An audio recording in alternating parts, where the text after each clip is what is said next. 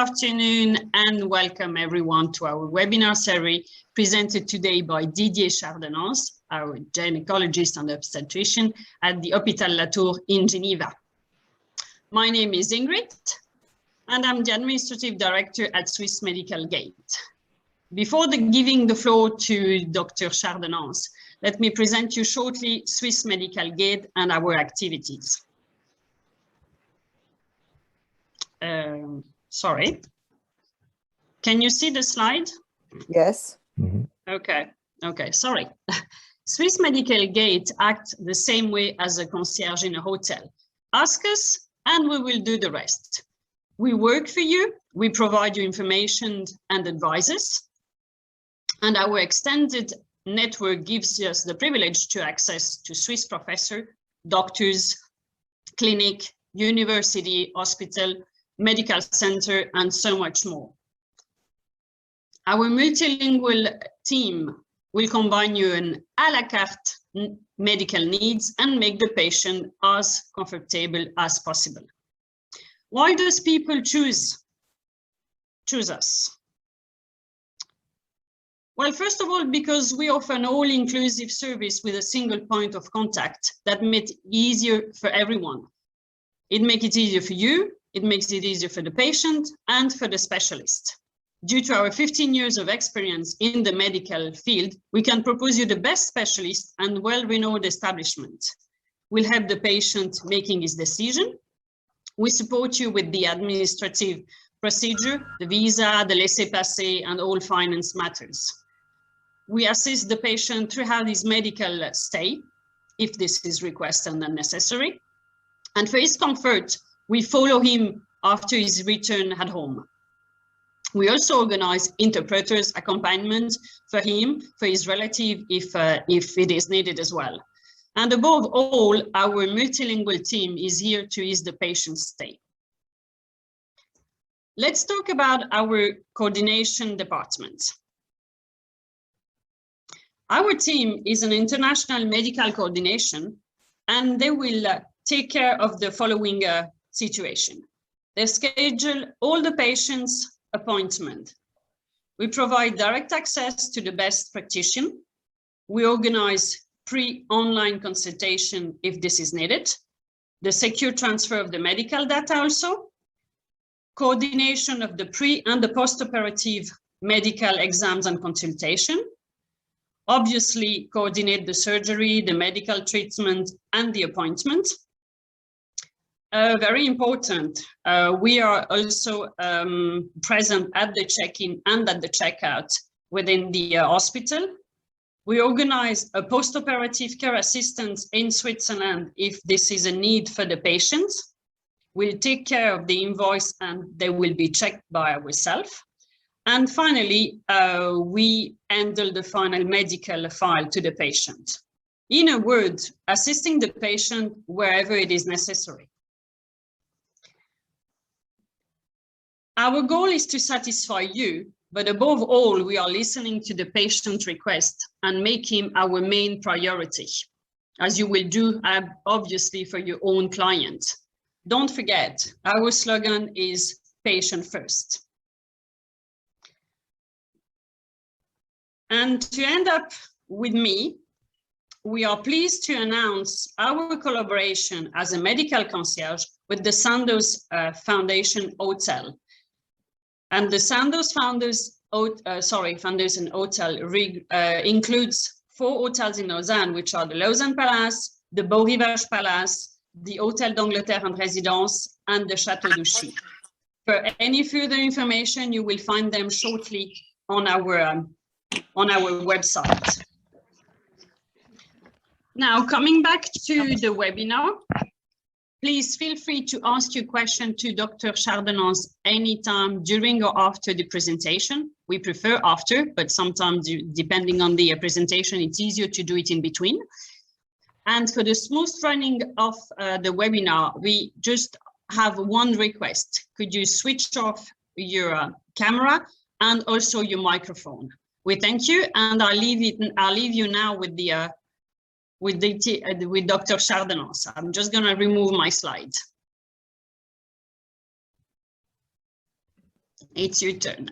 It's And my thank you. turn. I don't know if you see my presentation or not. Not yet, but it will come Yes. shortly. Here we are. Yes, we have your presentation. You have my presentation. Wish you all a nice webinar. Okay. Hi, everybody. I'm Didier Chardonnens from Geneva. I'm quickly going to try to present to you some new concepts in obstetrics and gynecology. One of them is the use of radiofrequency, and the other one, the use of plasma enriched with platelets.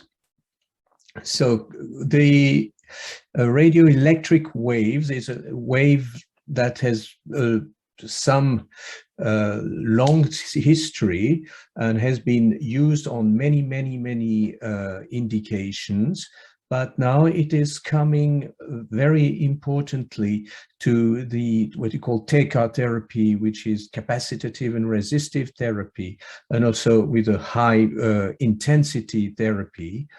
And as you see, it comes historically very long time ago, in the end of the 19th century, and it has come to the capacitive and resistive end of the 20th century. So there are many ways to give electricity to tissue. I'm not going to go into detail. There's a direct way, a capacitive and inductive way. And what are the effects of those on the tissues? It causes cell alignment, cell migration, which is called electrotaxis, which is important in nerve regeneration, wound healing, and cell differentiation for tissue repair and stem cells. And if you use a very high intensity, it can cause cutting and coagulations too. So what the principle is, like the human body works as a conductor, and there is an electrode or two electrodes if it is bipolar, and the current moves electrons and it creates heat. Low heat, high heat, depending on what you want. So you can have the destruction and ablation with a strong intensity that can be used in myolysis, in endometrial ablation, and the radiofrequency scalpel, or what we call the G scalpel. It can be used for pelvic peritoneal rejuvenation, middle intensity, used for urinary incontinence, vaginal rejuvenation, for scleroatrophy. I'm sorry, but I just have something I need to put away. Okay. With a middle intensity for analgesia that we can use in vestibulitis and episiotomy, repair and pain, and also for detection with a very weak intensity that can be used for non-palpable breast tumor and suspicious lymph nodes. Sorry, it seems to be blocked now. Okay, we go there. The capacitive versus the resistive mode is interesting because the capacitive really addresses more the soft tissues, and the resistive mode goes a bit deeper in the more dense tissue. It is related to low impedance tissue and with high content of water. And when you go to the resistive way, it's a high impedance tissue with low content of water. So bones, ligaments, and things like that. If you can modulate also not only the intensity and the mode, but also the frequency. And if you allow low frequency, it goes deeper. If you use high frequency, it remains more superficial. So just to remind that we can use with a high intensity for ablation, coagulation, low intensity, middle intensity for regeneration, that you see goes mostly in the connective tissue. Those things can be applied either external with a probe, external probes, and you could treat epidermis, dermis, subcutaneous tissue. Or it can also be used in cavities, especially in the vagina or in the rectum. And here you have a probe with two electrodes that are in the probe, and here it is a way to show the monopolar with a plate here to receive the current, and it goes so backwards here. Or you can put the plate in the front, it goes front one, more for the bladder. The other one was more for the rectum. And if you use a bipolar, it stays more local. That's mainly used for vaginal pain and also vaginal regeneration in case of atrophy. There is another way of using those electromagnetic waves is to do what we call electroporation. An electroporation is a way to permeate the cells to different substances. Those substances may be allopathic, they may be homeopathic, and this is a very interesting way to use for as I say, different substances, mainly anti-inflammatory, hormones, collagen, and the PRP. You can use also this with the intravaginal or intrarectal probe, also to have different products to enter the vaginal mucosa.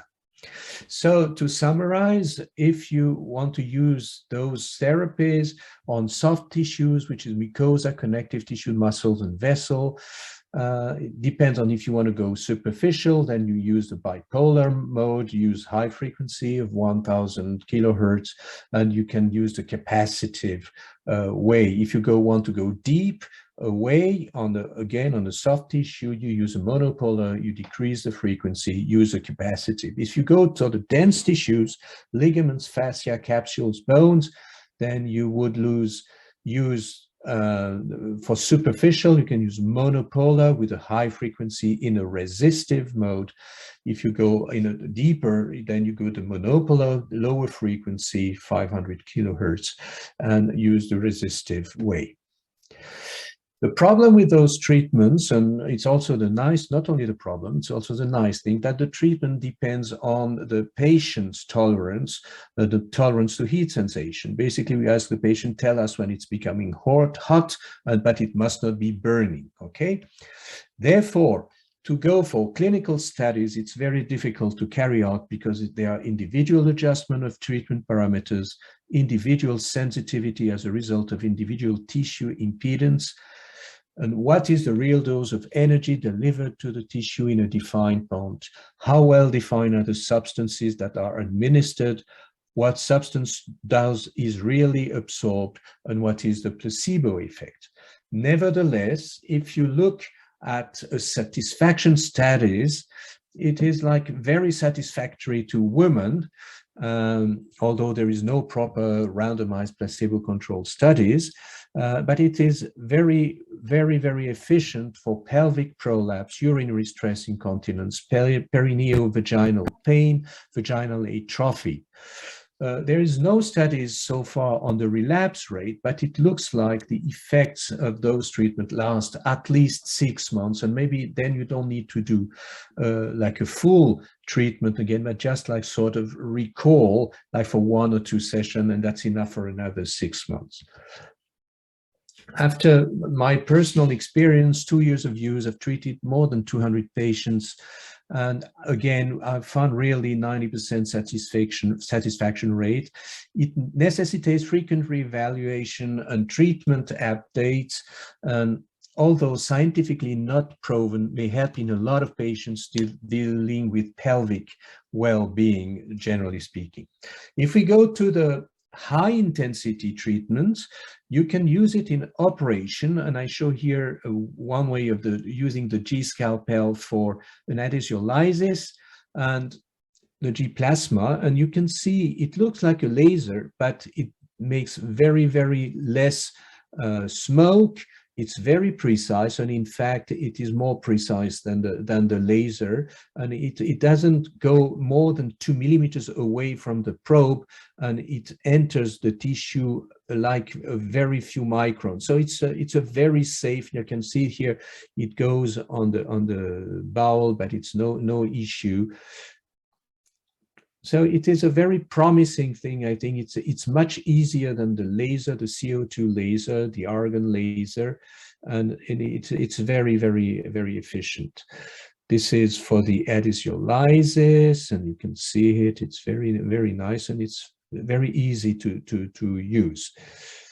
and technically it is very promising. It has come now on the market for a few, maybe 2 or 3 years, but for gynecology, it's just starting like maybe a year ago to be used, and it is very, very promising. We can use it for many different things, like here you can see for endometriosis, and then you can cut, you can coagulate with this thing, and it is you have like here like a small knife that comes out for cutting that you can see here.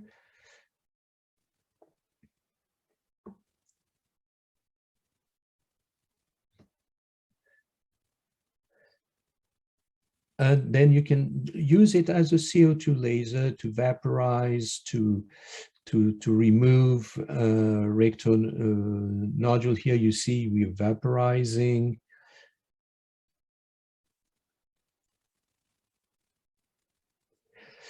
So the G plasma, in fact, is a radiofrequency equipment cooled by helium gas.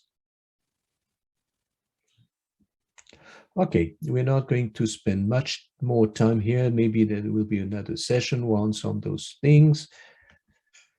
And now, when we were talking about the radiofrequency and the electroporation, was also to talk a little bit on the platelet-rich plasma, which is in fact not so new. As you see, it has been used in ophthalmology already in the 70s, more for the macular problems. It has then been used very much in orthopedics and sport medicine. Then a bit more recently in plastic and reconstructive surgery, in peripheral nerve repair, and since let's say 2015, I would say in obstetrics gynecology. So what is platelet-rich plasma? You know what are platelets from the blood. So you centrifuge the blood, and then you extract the rich platelet-rich fraction. And the platelets, they have those alpha granules, which are very important because they have the TGF-beta, the EGF, the beta fibroblastic factor, the PGF-A, the VEGF, the CTGF, all those sorts of cytokines that are, for the PGGF, important for blood vessel formation, cell growth, division, tissue remodeling, cellular differentiation, mesenchymal proliferation, directs the migration and differentiation of mesenchymal cells. So it may have some also effect on the stem cells things. The TGF-beta controls proliferation, plays an important role in embryonic development, plays an important role in cellular differentiation. So many aspects of those factors. For the VEGF, you know, it stimulates angiogenesis, vasculogenesis, vascular permeability. It's important that we see that in the hyperstimulation syndrome. It assists in the production of fallopian tubal epithelium, modulates tubal secretion, involves the physiological processes of follicular development, corpus luteal formation. It's also involved in uterine endometrial proliferation during the ovarian cycle, and so on. All of those are important in all tissues, I would say, and that's the reason why they have been used in so many indications over the last decades.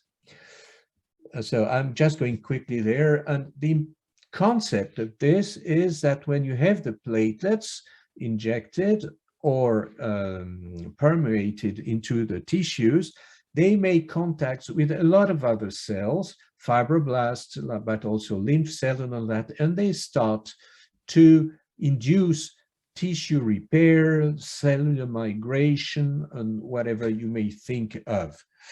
Also angiogenesis.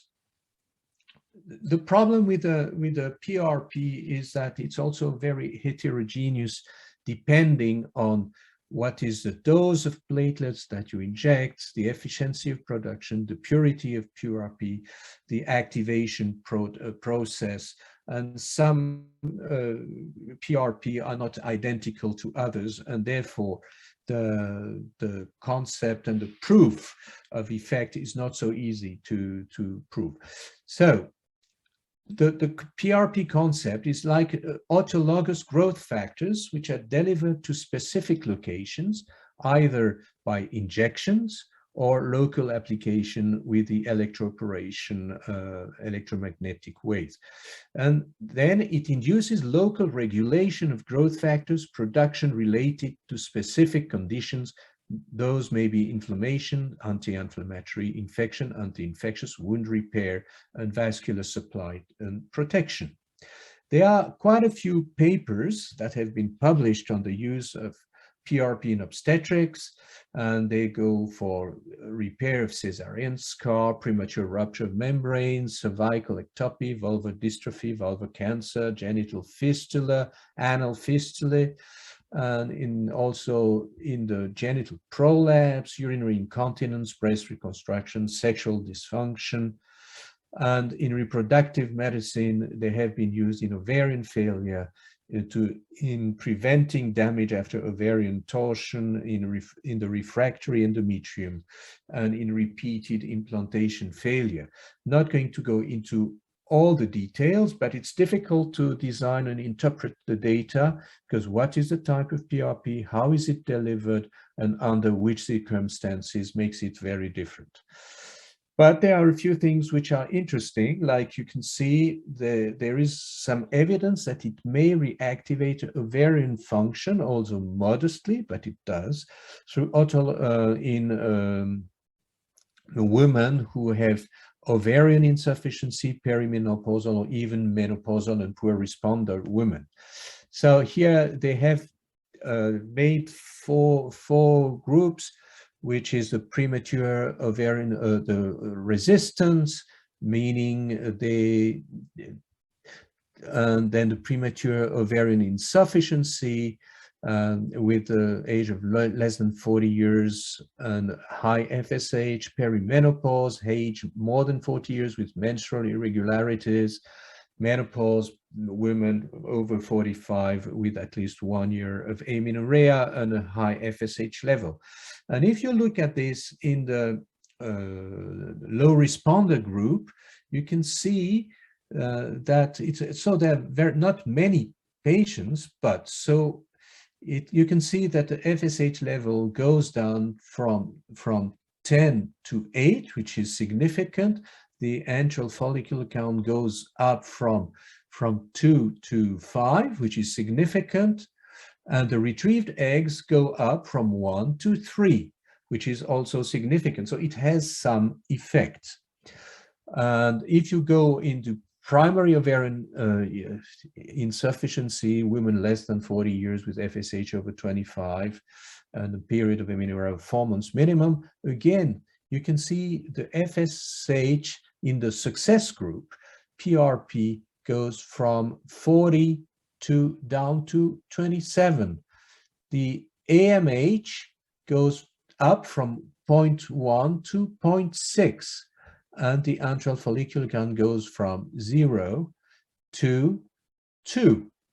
So it has some success, and in the PRP success rate, they have had 3 pregnancy, but again, numbers are very small. I think it's 12 patients, but that's still promising for those patients. And you see this in the perimenopause group. You see something similar. They also have had some pregnancies in that group.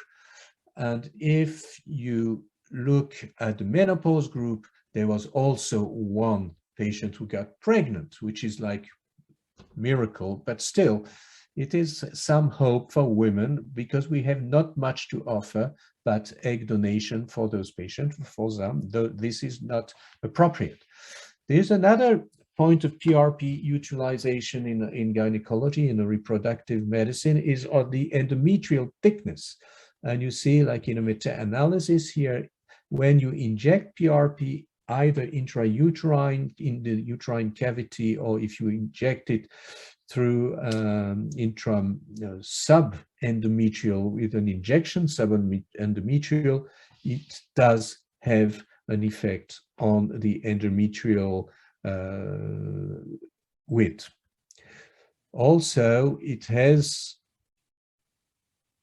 an effect on the size and in the endometrial thickness in those women. You can see that's the same thing. But more interestingly, and I have also experienced that in women recurrent pregnancy failure or recurrent implantation failure, like this one, they have made a microscopic, electron microscopic view of the endometrium. You can see here the glands. Here they were infections with candida that was not picked up by conventional things. And after having put PRP in the uterine cavity, the endometrium gets much better, and there's a disappearance of that's chronic infection. So it looks like in a condition which is not very well defined, like chronic endometritis, the injection into the cavity or into the muscle, subendometrial, may really help those women. I had a patient like this with 7 miscarriages, severe adenomyosis, no good endometrium. She was bleeding all the time. She had lupus. Everybody was advising her to have a hysterectomy. We did subendometrial PRP injection. She had no more pain in the uterus. After 2 months, she was pregnant. She kept the pregnancy and she delivered a healthy baby. So that's also a sort of miracle. But I must say, this is amazing. And here you have a group that has also done this into the endometrial junction. There's a group with Agarwal and Mettler. Also, they advocate that you inject the PRP subendometrial through a hysteroscope. I do this now, and I must say it is very promising as well. They also had a pregnancy. In conclusions, because we have not much time, the PRP seems to be an innovative way to rebalance conditions that are favorable for reproduction through cellular crosstalks in a relatively easy and safe way. It seems to be very promising for endometrial factors of infertility. It may help us to deal in a better way with poor responders and premature ovarian failure, and may offer an alternative to egg donation for the one who don't want these moral, religious, and economical reasons. Many areas could still benefit from PRP: gonadal protection, sperm motility, sperm production, tubal physiology, embryo culture, endoscopic surgery. And I must also, it's not there, state that it is also very, very successful if you inject PRP in painful episiotomy, scars, in vestibulitis. It's like magic. Women have no more pain. Okay, I think I've come to the end of the presentation, and I thank you for your attention. Thank you, Dr. Chardonnens. Do we have any? I don't think there is any question on the web. I don't have anything. Ladies that are listening, we've been listening to this interesting presentation. Do you have any question? You can talk if you like, or you just can send it by writing as usual. You know that you will find the webinar session registration on our site later on during the week. Well, there is a question, but I will ask our webmaster Alex to give me a hand, because I think that Marina had an emergency, therefore I cannot read it because it's all in Russian. Ingrid, hello, yeah. It's Marina Melgunova. Hi, Marina. Yes. How are you? I have a question, if it's possible to ask now, Doctor. Okay, just go ahead. You can talk to Dr. Chardonnens. Go ahead. Yes, thank you, Dr. Chardonnens, for your presentation. I have one question about the potential patient, maybe. So she has a miscarriage 3 months ago. She's young, and now she has a stroma fibrosis. So maybe it's because of chronic endometritis, we suppose. So do you think it could be good for her to try this PRP injection? Yes. And how many injections?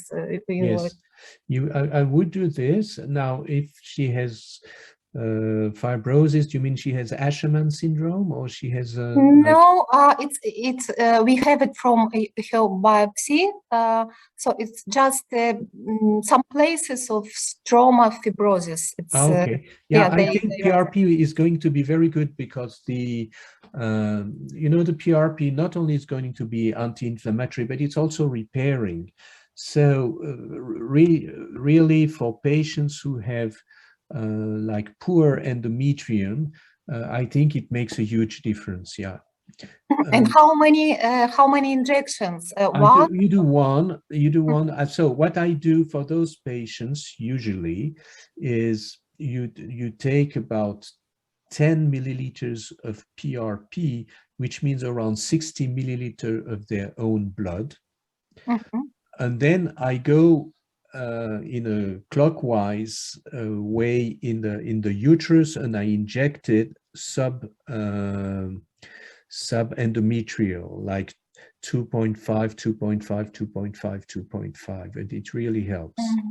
Is it painful for the woman? Yes. Yes. I wouldn't do this without anesthesia. Oh, so you do it with anesthesia? Yeah. And in 1 or 2 months, how many months should I she think wait? it goes very quick. For I cannot really give you figures, but like the patients I did who had those like heavy bleedings, adenomyosis and autoimmune disease and everything, after 1 month she was already different. Great. Thank you very much. Last question: for how many days should she travel to your clinic Yes. to do this treatment? 3 days, 4 days? How many days? Oh, for this, 1 day is enough. Oh, 1 day. So in 1 day you do. I mean 1 day just to do it, but maybe just for, she needs to see the anesthesiologist, get ready. So let's say 2 days. 2 days, and that's it. Thank you very much. You're welcome. There is another question from Tatiana Zakharova. I'm sorry if I don't get it right, because I'm trying to get some help, but it's difficult. She's saying, is it possible to get a presentation and information about the methodology? So I suppose that if I got it right, Tatiana, you would like to have Dr. Chardonnens' presentation. Is that correct? It looks like it. I'm just getting I'm sorry, I'm getting the message at the meantime that I'm talking to you, doctor. So I think this is what she wants. I also have the message, but it's all in Russian and I don't read Cyrillic. Me neither. Okay, well, we will take care of that with you, Tatiana, later on. I think they have the answer. Oops.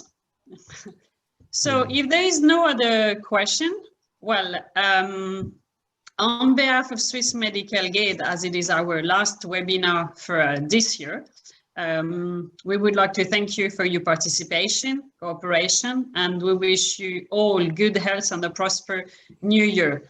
And we really hope to see you back soon, either with questions, with comments, with patients, or just by visiting us. So thank you to all of you for your participation, and wish you all the best, and take care.